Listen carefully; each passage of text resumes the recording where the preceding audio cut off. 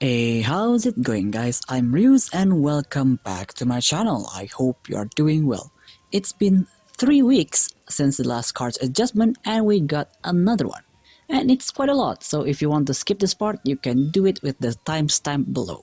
Well, first up we have Kanihime Nap Time. It is back to the old effect with the draw. So this is a very welcome change. But I think it reduces the copied card to just 2 instead of 3. That's fine because we got back the draw. Man, they murdered no Kanji too much. Now they nerf his SSR. Throughout the game's life, he already got nerfed like 3 times and he still ceases play. But this might kill him for good. Then we have Arakawa's SSR got a slight adjustment.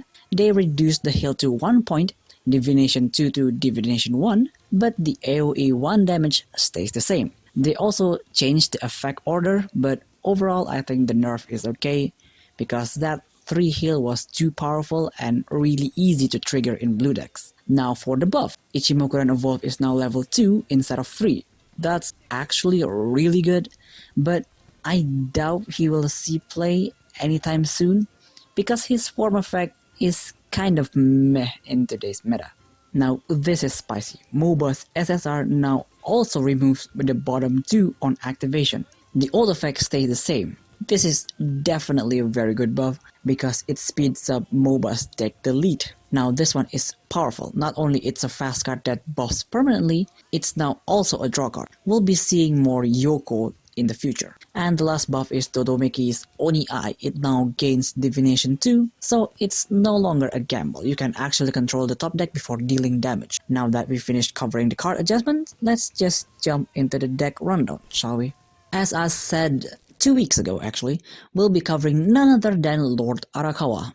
I was planning to release this video last week, but work got so busy I haven't got any time to actually sit down and edit the video, so forgive me for that. We're also bringing other Water Shigami because why not, it's Lord Arakawa. I'm sure you guys already familiar with how Kanihime play. The more you play her cards, the stronger it gets, and because Nap Time got buff, we can bring both Nap Time and her field to copy Pincer Hammer. I don't bring that many draw cards because we're not concerned about drawing them. We can just copy our hand and duplicate the effect with Taishaku. For Arakawa, you can play around with the ratio. You can bring Empowering Flow if you really need more draws. I personally prefer bringing his Evolve because in this deck, once you evolve him, you can basically stop your opponent from assaulting ever.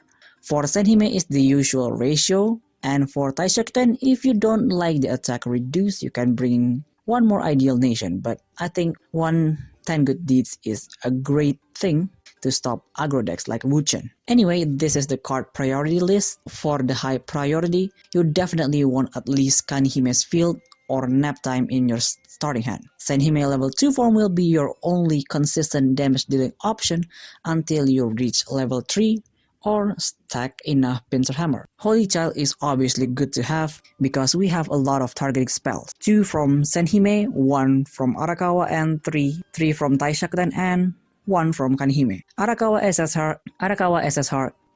SSR here acts as a very good utility card because it does pretty much everything. It heals, it lets us control our top deck, and also deals AoE damage. Pincer Hammer is our main win condition, so if you have it in your hand, don't immediately use it. Try to duplicate it first, either using Nap Time or the field. For our situational card, it's basically most of our targeting spells. Kanihime Evolve is actually pretty good to make your late game play faster because we will be duplicating a lot of our cards, so that fast keyword will help you.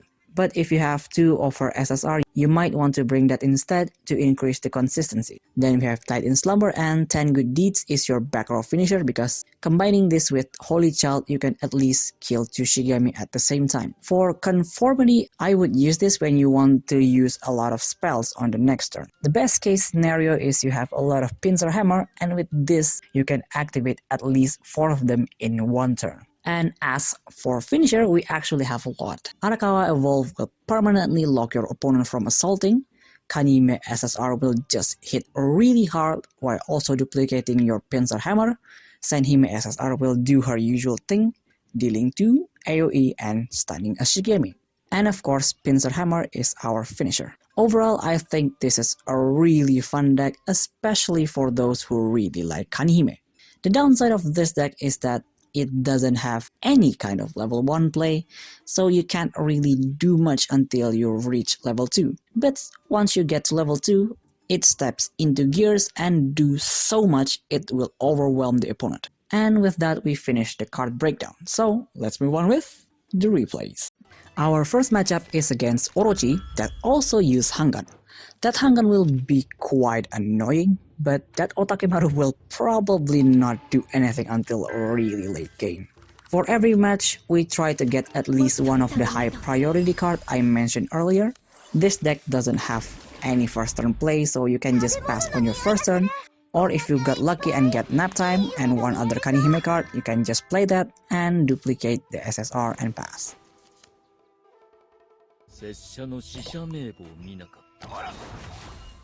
On their turn, they attack our shell, then activate Madness, dealing 3 damage to us and pass. On our turn, we want to reduce their damage, so we activate Do Good Deeds on their Shuten, then Bestowal to draw a card. And then we summon a shell at the end to block their attacks and pass. On their turn, they will activate Soul Reap, killing our Taishakuten. That's a bit early though. They should have waited at least 1 or 2 turns so they can deny our level 2 turn. We don't have much options, so we just attack with Senhime, then summon a shell to move her back and pass. This is the problem of this deck, it doesn't have any level 1 play. That's why I said I prefer going second. On their turn, they will attack with Hangan again and pass. It seems they also break, so that is good for us. On our turn, we activate Dreams Have Everything,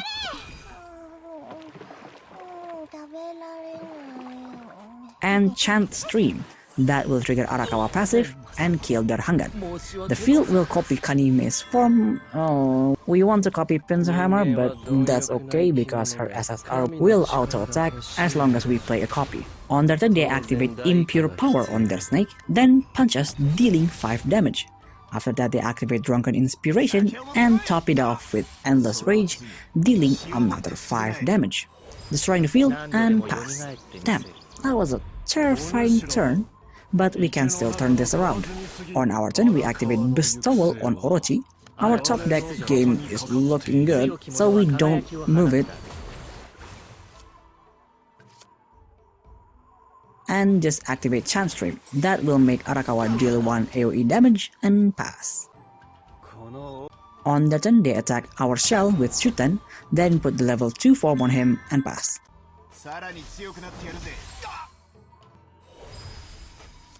Yeah, we need to get rid of that form, and since we have Senhime form, we put that on her, then activate Chant Stream. That will deal damage to Shuten, leaving him with 1 health. And then we activate Tied in Slumber on Orochi. This will prevent them from gaining snakes. And finally, Arakawa will deal 1 damage AoE, killing their Shuten and their snake, leaving only Otakemaru. We just sealed their move for 2 turns. They will not risk Otakemaru moving, so they will pass.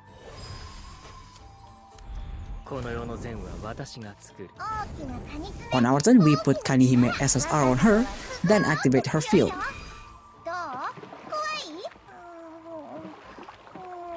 That will trigger the form effect, auto-attacking, dealing 4 damage.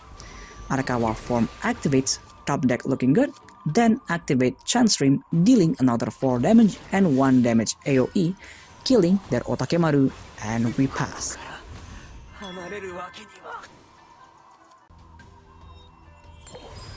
They will pass again since they don't have any means to revive Shikigami.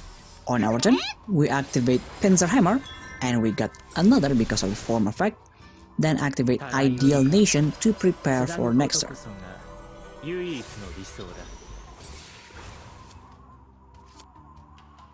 And then we put another SSR form on Kanihime because we want to push damage, dealing a total of 5 damage.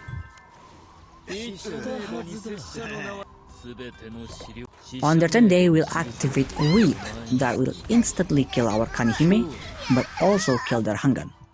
Then they will attack with the snake, dealing 3 damage. And they actually brought the snake transformation spell, targeting our Arawaka, and they will pass.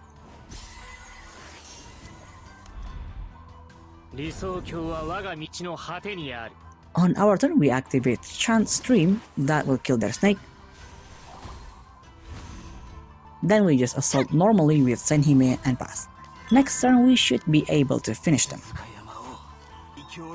On their turn, they attack our shell with Shuten, then activate their last Endless Rage, destroying our field, and they will pass. As expected, they failed to kill us. On our turn, we clear the way using 10 good deeds, then attack with the free snake they gave us and finish it off with Chant Stream, dealing exactly 4 damage.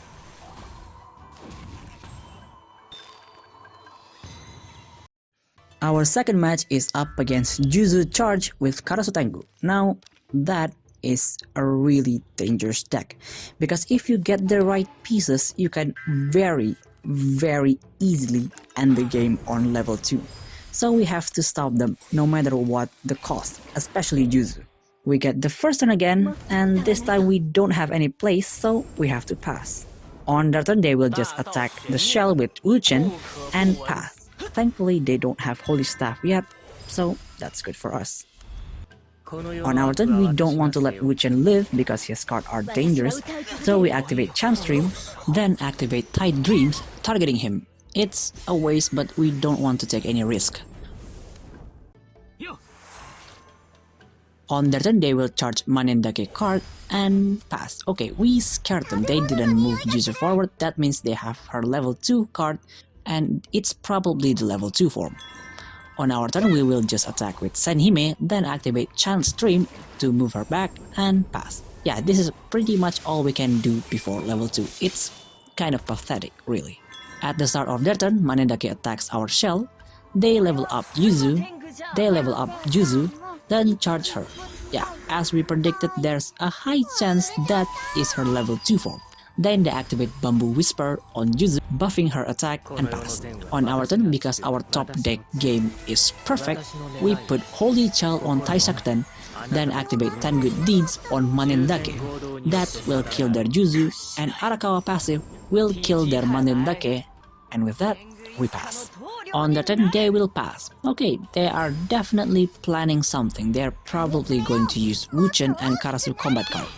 On our turn, we activate Dreams Have Everything, then Conformance, gaining 1 orb.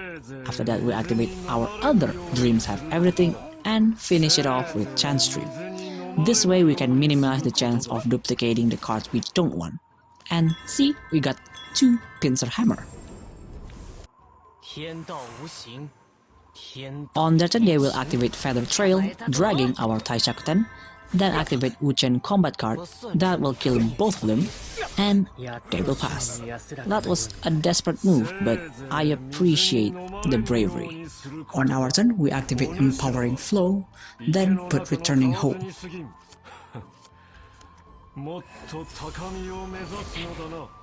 After that, we summon another shell. At the end, we get 2 Conformance. That's not what we want, but we can take advantage of it. On their turn, they charge Juzu card again, then activate Calm Breeze, that will activate the charge card, then they attack with Juzu, destroying our shell. After that, they activate Blade of Justice, making Juzu attack one more time before Karasu Tengu, dealing a total of 10 damage, and they will pass.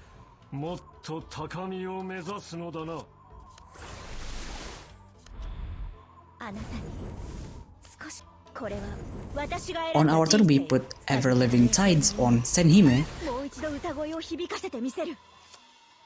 then summon a shell that will stun their Juzu, and we then kill their Manendake with Pincer Hammer and pass. At the end phase, we got another Conformance. Yeah, we need to get rid of it next turn. On their turn, they will just attack with Karasu Tengu, killing our shell. That will deal 2 damage AoE. And they pass. Yep, sounds about right. They can't do anything if you shut down their attacker. On our turn, we will evolve Arakawa, then activate Conformance. That will deal 2 damage and stun the opponent.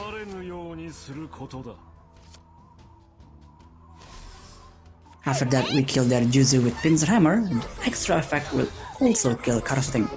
I know I said I want to get rid of Conformance, but we need to push damage a bit more. So we attack with Taishakuten and pass. On their turn, they will evolve Wuchen, and they realize they can't assault, so they will pass.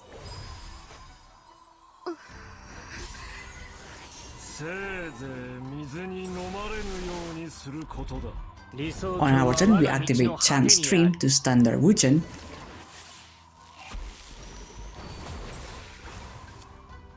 We see Kanihime evolve, so we activate Bestowal to draw a card, then activate one more Pincer Hammer on the opponent. The extra effect will kill their Wuchen.